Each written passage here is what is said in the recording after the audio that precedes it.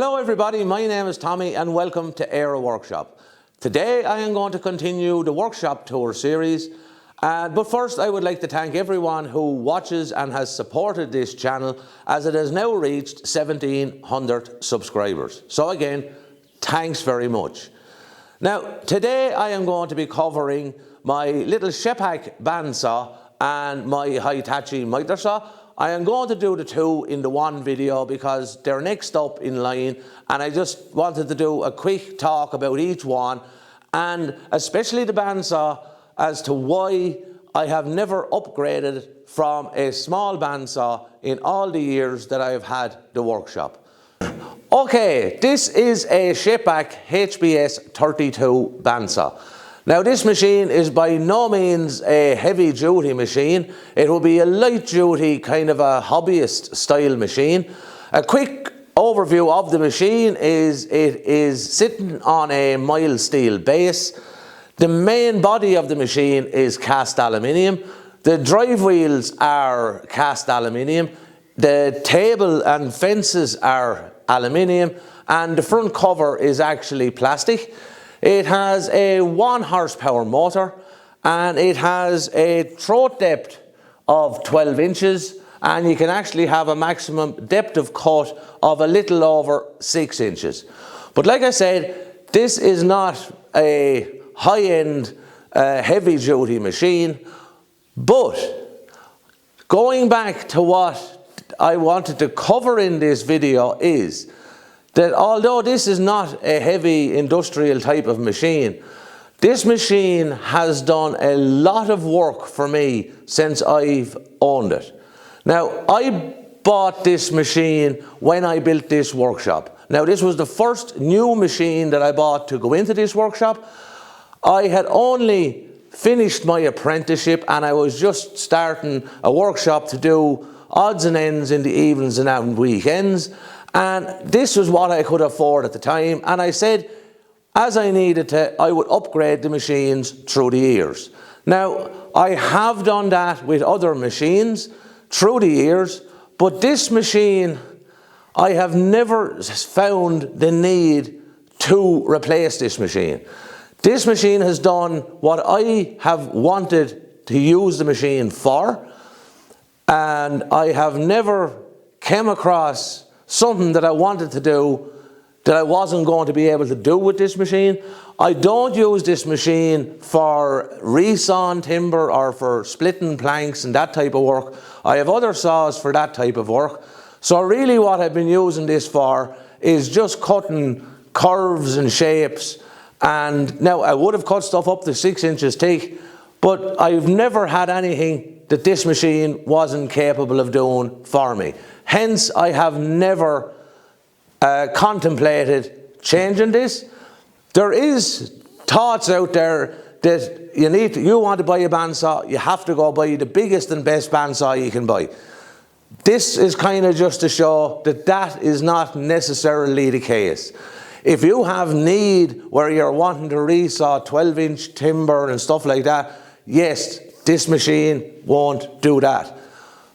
But if you're only going to be using a machine to cut small shapes, curves, arches, the ends of tenons, that type of work, this type of machine, once you buy it, it'll probably last you a lifetime. Now, the only thing about a bandsaw is if it's set up correctly, it will cut whatever you ask it to cut. If it's set up incorrectly, you will never get the machine to cut straight in any make, shape or form. It won't follow a line for you, it'll just keep wandering. If it's set up correctly, it will cut anything you want. Now, even though this would be what I would class as being a hobbyist style machine or a DIYer type machine, or it would be better than a DIY type of machine, but it's not an industrial machine. There's no cast iron or anything on this machine. But this machine, I set it up when I got it. And like I said, that's 26, 27 years ago. I think I have only adjusted the setup on this machine twice, maybe 3 times in all that length of time. So it doesn't go off the settings once you have it set up correctly. Now, I only use a range between 1/4 inch and 1/2 inch blades. I use 1/4, 3/8 and 1/2. I haven't used anything bigger than that.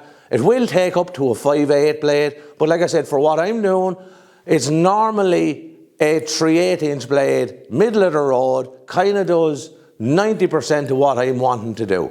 So, like I said, it was just a point that it looks a little bit odd maybe in the workshop with a big panel saw and spindle moulders and tenoners and things like that, to have a little bandsaw like this sitting in the corner.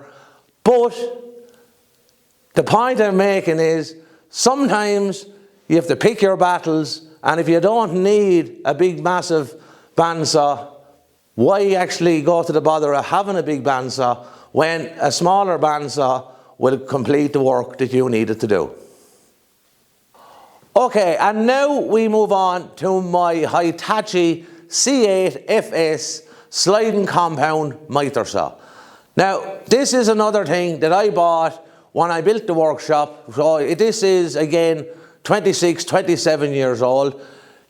Sliding compound mitre saws at the time were very rare. There wasn't very much of a choice out there. So this is what I picked up when I was wanting to buy some sort of a mitre saw that I could also use in the workshop as a crosscut saw. So this is a, like I said, it's a Hitachi. It has a 216mm blade. Now, it's not a dual compound mitre saw, so it only tilts in one direction, but it does slide in and out, which gives a cut of, I think it's 12 inches of a cut, and it will cut 3 inches thick. Now, what I liked about this saw is it's actually not too big. Like some of the saws have 12-inch blades, but they're very big. Like this one, I can actually pick this one up, throw it in the back of the van, bring it out on site, bring it back and slide it back into this table, and it's not too big and cumbersome to do that.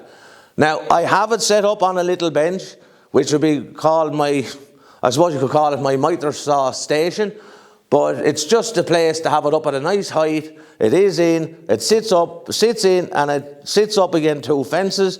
I have 2 kind of outfeed tables off of it, and like I said, you just pick it up and it'll slide out. It's not fixed into the bench. Now, the one thing I do want to do with this saw is I do need to build a dust hood or a shroud just to collect some of the dust to the dust extraction. Now, if that's something that someone might like to see in a video sometime, just leave it in the comments and I will, when I get around to doing it, I will video it. But other than that, it's just to show, again, an old saw. It's not the biggest, but it does what I need it to do. Like in the workshop, I use this mainly for just cutting stuff roughly to length. I do all my fine cuts on the panel saw, and on site is where I use it more so for cutting angles and stuff like that. When you're fixing, skirting, architrave, coving, cornice to kitchens, that type of work, I use this on site, and it's, like I said, it's easy to transport, it's easy to carry around on your own, and it's not too big and cumbersome. So that's it for this video. I just wanted to give a quick look at the bandsaw and the mitre saw. They're next up as we work around the workshop in the workshop tour, and just a quick explanation as to why they're not big machines or they're not new modern machines. It's just what I need, and they're suffice for what I'm using them for. So again, as normal, if you like this video, maybe you give it a thumbs up, and if you haven't already done so, maybe you'd hit the old subscribe button. So all that's left for me to say is thanks very much for watching. I'll see you again soon. Good luck.